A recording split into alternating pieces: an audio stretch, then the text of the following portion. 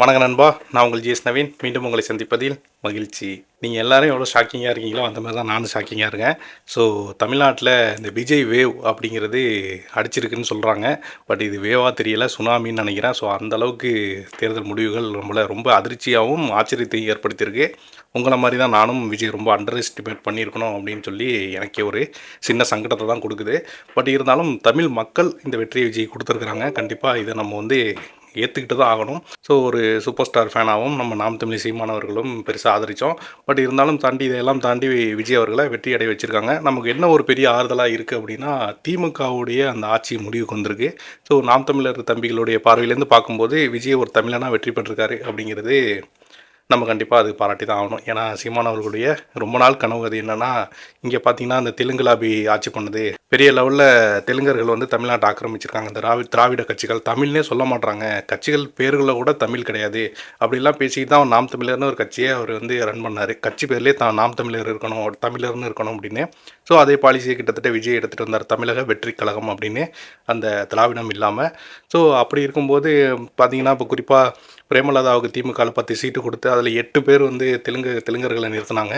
இவங்க பிரேமலதா அவருடைய பையன் எல்லாருமே டோட்டலாக மிகப்பெரிய பின்னடைவை சந்திச்சிருக்காங்க. ஸோ இதெல்லாம் பார்க்கும்போது எனக்கு ரொம்ப உண்மையிலேயே சொல்கிறேன், நம்ம விஜயுடைய பொலிட்டிக்கலை எதிர்த்தோம், எல்லாம் உண்டு. அதுக்கு காரணம் என்னென்னா, மாற்று அரசியல்லாம் நாம் தமிழராக தான் இருக்க முடியும், விஜய் இருக்க முடியாதுங்கிறது நம்மளோட ஒப்பீனியனை தவிர, இங்கே திமுக மீண்டும் ஆட்சிக்கு வந்துடணுங்கிறது நம்ம கனவாக கிடையாது. பட் அதே டைமில் பார்த்தீங்கன்னா, என்னுடைய பெரிய பயமாக என்ன இருந்துச்சுன்னா, விஜய் ஓட்டை ஸ்ப்ளிட் பண்ணி மீண்டும் டிஎம்கே கொண்டு வந்துடுவாரோ. ஸோ அதனால தான் நம்மளும் ப்ரெடிக்ட் பண்ணி திமுக தான் மீண்டும் ஆட்சிக்கு வரணும்னு சொல்லியிருந்தோம். நம்ம என்ன சாதாரண ஆள், ரங்கராஜ் பாண்டே போன்ற ஆட்கள்லாம் கூட சொல்லியிருந்தாங்க. அவங்களாம் பொலிட்டிக்கலில் 25-30 வருஷமாக இருக்கார். ஸோ அவர் மாதிரி ஆட்களே டிவிக்கு 10 தொகுதியை தாண்டாது, அப்படி தாண்டுனா நான் அரசியல் பேசுகிறேன் நிறுத்திடலாம் சவால் விட்டார். ஸோ அப்படி தான் நம்மளும் டிவிக்கு ஓட்டை ஸ்ப்ளிட் பண்ணி திரும்ப டிஎம்கே ஆட்சி கொண்டு வந்துடுவாங்க. ஆல்ரெடி தமிழ்நாட்டில் டிஎம்கேவில் இவ்வளோ பிரச்சனைகள், பட் இந்த நிலையில் இவங்க வேறு பிரச்சனையை கொடுத்துருவாங்களோன்னு பயந்தோம். பட் அது இல்லாமல் விஜய் கிட்டத்தட்ட க்ளீன் ஸ்வைப் பண்ணிட்டு தான் வந்துகிட்டு இருக்காரு. இது வரைக்கும் 110 தொகுதிகளில் முன்னணியில் இருக்கார். ஆட்சியை பிடிக்க 118 தேவைனாலும் அவருக்கு அப்படி இப்படி போட்டு இங்கிட்டு கம்யூனிஸ்ட் ஜெயிச்சிட்டு இருக்காங்க, ஒரு பக்கம் காங்கிரஸ் வெற்றி பெற்றிருக்காங்க, பாமக வெற்றி பெறாங்க. ஸோ இதை போட்டு இழுத்து இதாக அமைச்சர் தரேன்னு சொன்னால் அவங்க ஓடியாந்துருவாங்க. எப்படியும் ஆட்சி அமைச்சிருவாருன்னு நம்பிக்கை எனக்கு இருக்குது. சரி, ஓகே. இப்போ நாம் தமிழர் தம்பிகள்லாம் பார்த்திங்கன்னா பெரிய லெவலில் அதிருப்தியில் தான் இருப்பீங்க, அப்செட்டில் தான் இருப்பீங்க.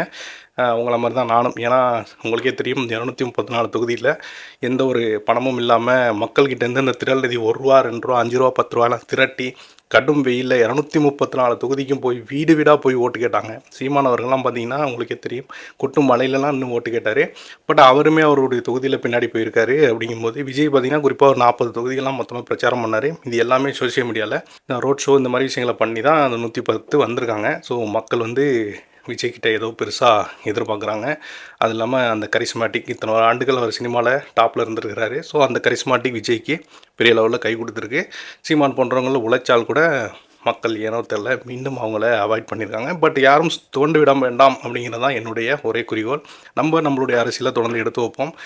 நம்ம விஜய் இதுக்கு முன்னாடி ஆட்சியில் இல்லாத விஜய் எதிர்ப்போம், இனி ஆட்சியில் இருக்க போகிற விஜய் எதிர்க்க போகிறோம், அவ்வளோதான். ஸோ ஏன்னா இவர் பல வாக்குறுதிகள் கொடுத்துருக்கிறாரு. இப்போ விஜய் வெற்றி பெற்றுட்டால் எல்லாமே தமிழ்நாட்டில் ஈஸியாகிடுமா அப்படின்னு கேட்டால், இதுக்கப்புறம் தான் அந்த முள் கிரீடம் அப்படிங்கிறத விஜய் சுமக்க போகிறாரு.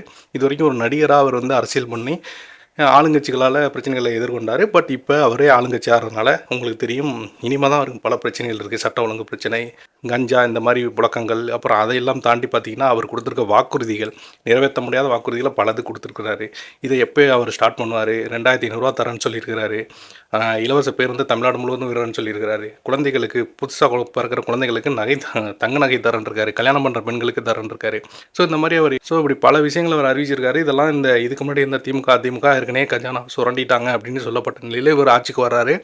அதை அவர் எந்த லெவலில் நிறைவேற்றுவார் அப்படின்னு நமக்கு தெரியல. பார்ப்போம், வெயிட் பண்ணி அதுக்கான கிரிட்டிசிசமாக நீங்கள் நம்ம எடுத்து வைப்போம். ஸோ இன்னொரு மகிழ்ச்சியாக எனக்கு என்ன இருக்குது அப்படின்னு பார்த்தா, இன்னொரு புறம் அதிமுக அவங்க ஒரு எதிர்கட்சியாக வராங்க. திமுக 3வது இடத்துக்கு தான் போவாங்கன்னு நினைக்கிறேன்.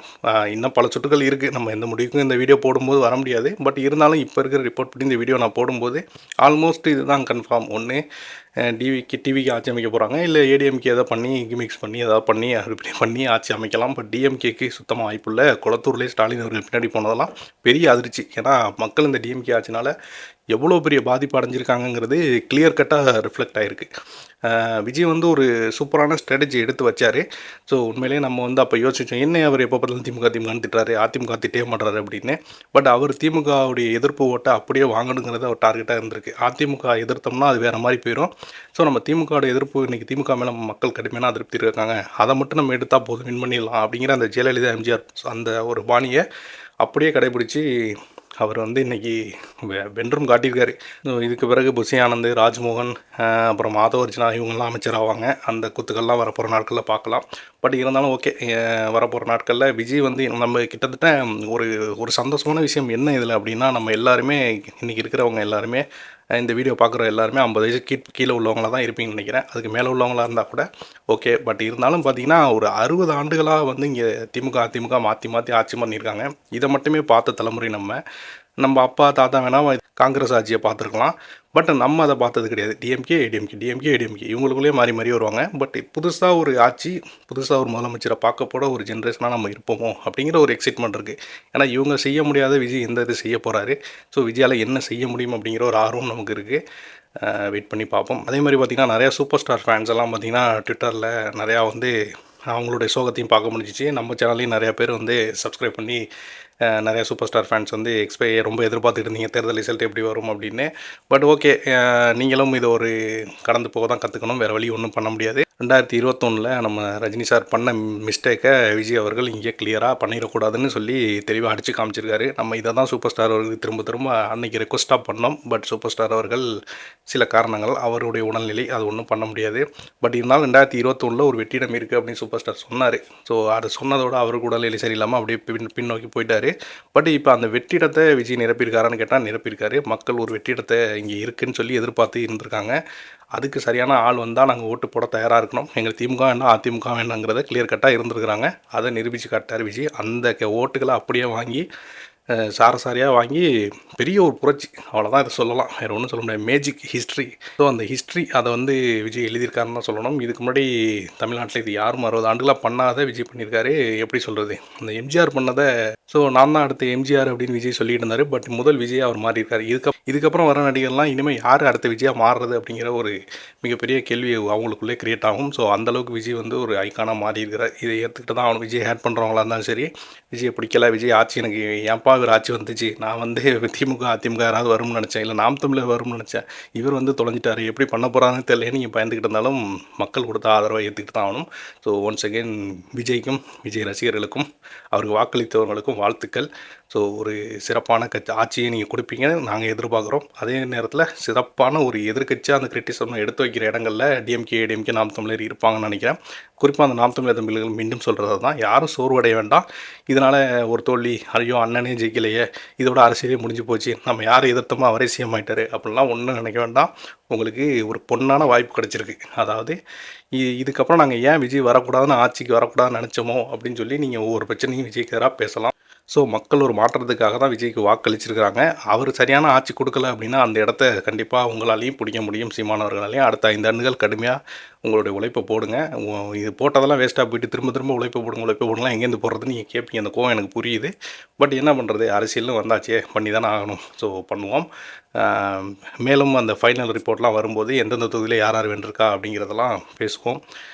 இது ஒரு முன்னாடி அந்த ட்ரெய்லர் மாதிரி தான் அந்த வீடியோ இப்போ ரிசல்ட் போயிட்டு இருக்கப்போ நான் உங்களுக்கு கொடுக்கணும்னு நினச்சேன், கொடுத்துட்டேன்.